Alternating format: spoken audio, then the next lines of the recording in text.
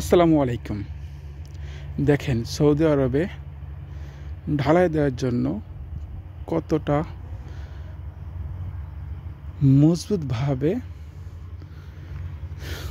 ফাউন্ডেশনগুলো তৈরি করা হয়েছে। দেখেন কতটুকু সুন্দরভাবে তৈরি করা হয়েছে, যেন ঢালাইয়ের সময় যেন এদিক সেদিকতে ভেঙে না পড়ে যায়।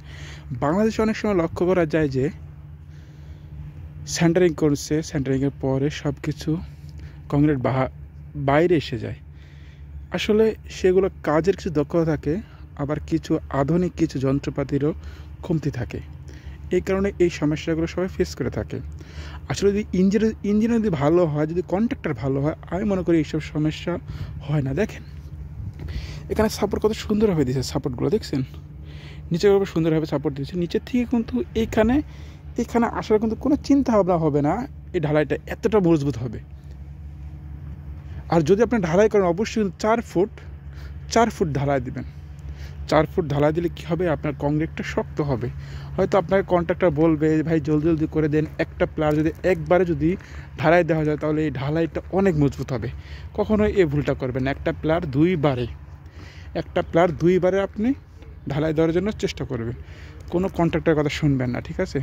যদি পারেন একটা অভিজ্ঞ একটা ইঞ্জিনিয়ার নেবেন, সেই ইঞ্জিনিয়ারের কথা মোতাবেক আপনি কাজ করবেন। আপনার কাজটা যদি পয়সা 2 টাকাও বেশিও যায়, কাজটা মজবুত হবে, ভালো হবে আপনার ভবিষ্যতের বিল্ডিংয়ের জন্য।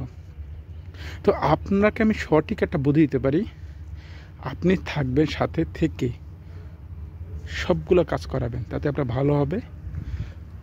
আর চেষ্টা করবেন আপনার বিল্ডিংয়ের যে রডগুলো ব্যবহার করেন, আপনি রডগুলো যেন কালার যেন করা হয়। যদি আপনার কিছুটা খরচও যায় তাহলে কিন্তু আপনার যে রডগুলো যে পেইন্ট করবেন, সেই পেইন্টের কারণে আপনার রডটা বা স্টিলটা নষ্ট হবে না, এটা মজবুত হবে, টেকসই হবে অনেক দিন পর্যন্ত। আসলে আমাদের বাংলাদেশে যে স্টিলগুলো পাওয়া যায়, সেই স্টিলগুলো স্বাভাবিক কিন্তু রড কালার হয়ে থাকে, যেমন স্টিল কালার, কোনো কালার দেওয়া থাকে না। কিন্তু বাইরের দেশে লক্ষ্য করেন এই কালারটা কিন্তু গ্রিন কালার। আপনি যে কোনো কালার দিতে পারেন, এতে আপনার মজবুত হবে, আপনার বিল্ডিংটা মজবুত হবে। আপনার এটা মরিচা ধরবে না সহজে, এটা আপনার জন্য ভালো। অনেক শখের টাকা দিয়ে মানুষ বিল্ডিং করে, অনেক লাখ টাকা খরচ করে।